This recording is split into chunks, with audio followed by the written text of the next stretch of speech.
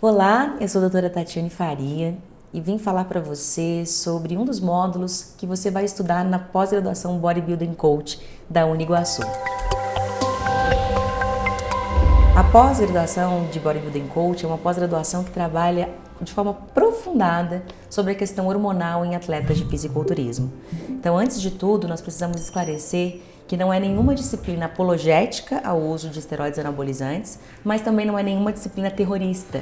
Nós viemos mostrar o que os atletas estão fazendo em função do uso dos esteroides e como são as prescrições médicas quando elas acontecem, como elas são feitas através do raciocínio clínico.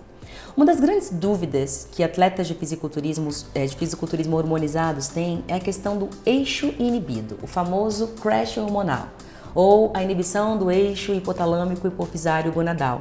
Isso é muito importante você ter ciência de que a partir do momento que os seus níveis de testosterona estiverem aumentados no seu sangue, quer sejam eles por uma produção aumentada, um androgenismo, ou pela administração de testosteronas exógenas, você vai ter esses níveis sanguíneos aumentados.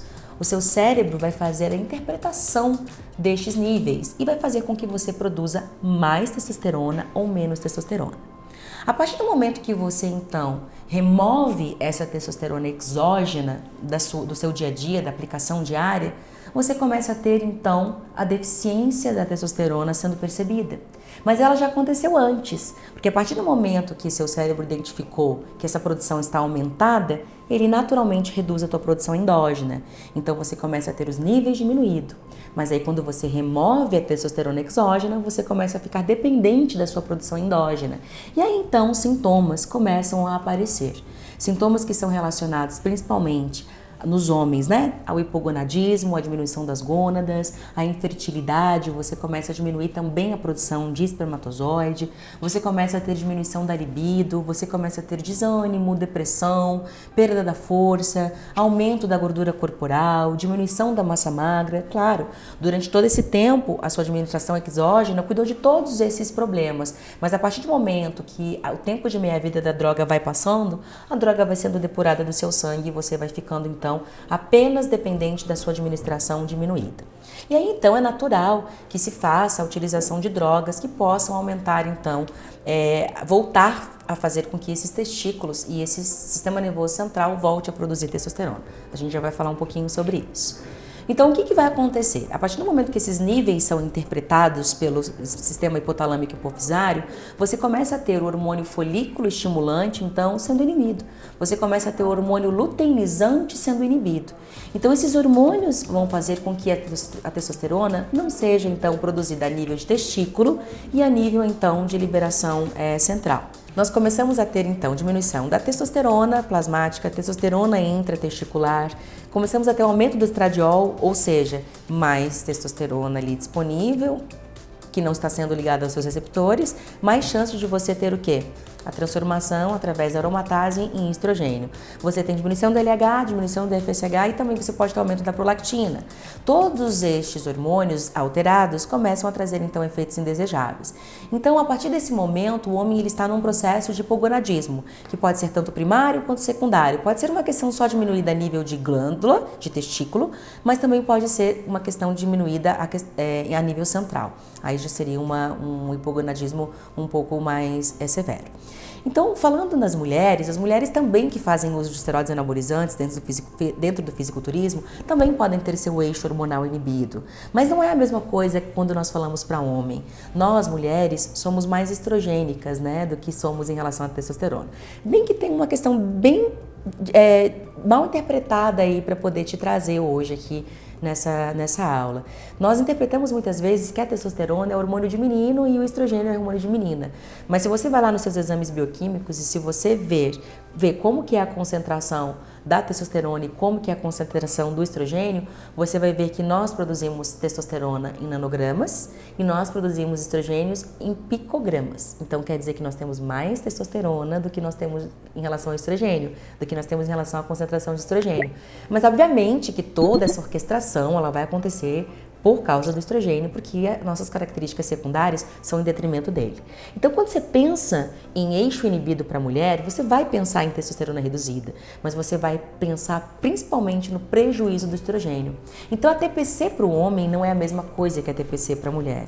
Lá no TPC masculina, você vai ter uma diminuição da testosterona. Essa testoplasmática exógena, ela também vai cair. Então, a preocupação grande com essa testosterona. E a mulher, na verdade, vai ter uma preocupação em diminuir aquela testosterona plasmática rapidamente, para que seus níveis de estrogênio eles possam ser recuperados. Então não é uma questão tão relacionada com a testosterona em si, mas principalmente relacionada com o estrogênio. E aí, obviamente, essa modulação negativa de FSH, de LH, vai fazer com que você tenha uma ovulação prejudicada, ou na verdade ela não acontece, e você também pode ter, na verdade, a menstruação ela pode não acontecer e a menina pode entrar em amenorreia, ou ela pode entrar em anovulação quando ela não tem, então, a ovulação sendo acontecida. Então é interessante que esse eixo de inibição hipotalâmico hipofisário gonadal, ele vai acontecer a partir do momento que nós temos então esse sensor detectado. Você vai, através dessa figura, você vai ver que os níveis normais de testosterona, eles flutuam ao longo do dia. Por quê? Por que eles flutuam ao longo do dia e entre os dias? Porque se o homem continuasse a produzir seus níveis de testosterona de maneira extremamente igual, extremamente regrada, seu cérebro iria interpretar isso e iria diminuir ou iria aumentar. Então, quando ela desce, quando ela sobe ao longo do dia, você consegue manter um nível de secreção, de produção ideais. Então, a partir do momento que você inicia o ciclo, naturalmente a sua testosterona endógena já está diminuindo. Então, 100 miligramas de testosterona por semana já pode ser suficiente para inibir seu eixo. E aí, quanto mais testosterona você vai administrando, ou quanto mais essa concentração plasmática vai aumentando, menos da endógena você tem. Você vai fazer um platô na administração deste ciclo de esteroides anabolizantes e você vai também diminuir ao longo do tempo este ciclo. Você não vai ficar fazendo este ciclo por um tempo de forma igual, né? Por um tempo longo. E, consequentemente, você vai começar a ter um prejuízo muito maior dos seus níveis endógenos. Diminuímos as testosteronas plasmáticas exógenas, vamos falar assim, naturalmente a sua testosterona endógena ela tende a subir. Mas se os níveis plasmáticos eles ainda forem muito altos, você vai ter dificuldade na recuperação desse eixo.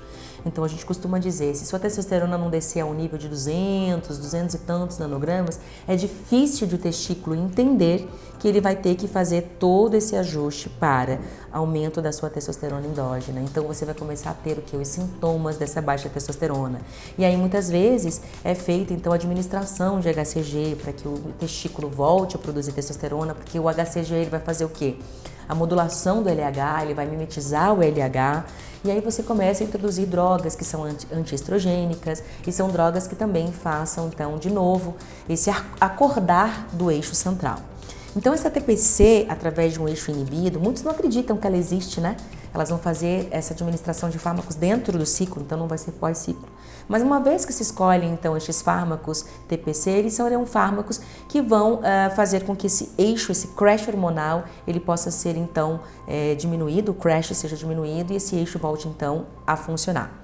Então, se você tiver em dúvida de quais drogas vão fazer esse eixo inibir de uma maneira mais agressiva, eu quero dizer para você que muitas drogas são potencialmente supressoras, mas você não precisa se preocupar só com a classe de droga. Você tem que se preocupar com o tempo que você usa e também com a concentração. E muito importante, quem é que está recebendo essa droga? Então, todas as drogas vão ter um potencial, mas existem drogas que são mais severas nessa inibição de eixo. E aí você tem que preocupar bastante com aquelas drogas que têm uma relação androgenismo-anabolismo um tanto pouco alta, né? Mais androgênicas do que anabólicas, digamos assim. E aí, consequentemente, você vai ter que ter também um controle do tempo de meia-vida de droga, porque o tempo de meia-vida é o tempo em que a droga leva, então, para reduzir sua concentração plasmática em 50%. Não significa que ela está saindo do seu sangue, ela está diminuindo a concentração. Então, a depuração total vai ser a soma de vários tempos de meia-vida. Então, se você tem uma droga de um tempo de meia-vida de 20 dias, você já fez os cálculos de quanto tempo você vai ficar com essa testosterona aumentada. Mas fica de olho, principalmente em drogas como trembolona, as testosteronas, a própria nandrolona, o enantato, né? Entrando aqui o enantato, o cipionato de testosterona, a combinação entre entre essas testosteronas, que é a durateston e a boldenona, são drogas fortemente supressoras do eixo. Então aí, ó, nas nossas aulas sobre hormonização do fisiculturismo, nós mostramos todo o raciocínio clínico que os médicos fazem em função, então, do tratamento, tanto da introdução destes fármacos, quanto principalmente do tratamento da inibição do eixo. Então, convido você a se matricular nessa pós, que é sensacional em função de mostrar para você realmente o que acontece dentro e fora dos palcos.